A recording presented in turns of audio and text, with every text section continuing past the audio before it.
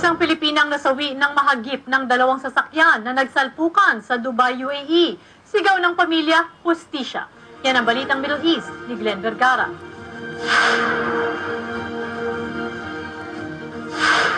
Dead on the spot ang Pinay na si Veronica Masaoy, 36 na taong gulang.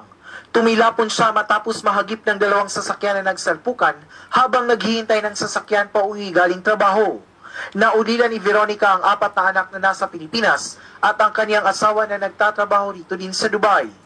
Hindi makapaniwala si Jovito, ang asawa ng biktima, na wala na ang kaniyang kabiyak, lalo pat 10 minuto lang ang nakalipas nang huli silang mag-usap sa telepono bago nangyari ang sakuna. Kwento ni Jovito, alas 12 na ng gabi nang tinawagan siya ng amo ng kanyang asawa para pumunta sa Rashid Hospital at inakalang buhay pa ang asawa. Nag-iyakan ang mga kaibigan at kasama sa bahay nang mabalitaan ang trahedya. Nagtipon-tipon sila at nagpadasal bago inuwi sa Pilipinas ang bangkay. Sigaw ni Jovito, hustisya sa kanyang asawa.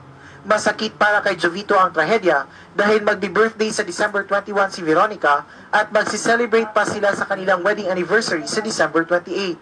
Sana ay mabigyan lang naman ng katarungan yung pagkamatay ng asawa ko dahil nga kinuha nila silang kumbaga kinuha niya kagad yung buhay ng asawa ko na nakadisgrasya. Masakit man sa loob pero tinanggap na ni Jovito ang nangyari sa kanyang asawa at magpakatatag na lang para sa naiwang mga anak. Super hirap. Pero wala tayong magagawa dahil nga kung di natin matatanggap, lalong mas mahirap at lalong mas mabigat. Dahil nga siyempre may 4 kaming anak, mga bata pa sila. At napakabata pang anak ko na ay yung asawa ko na mawala sa akin.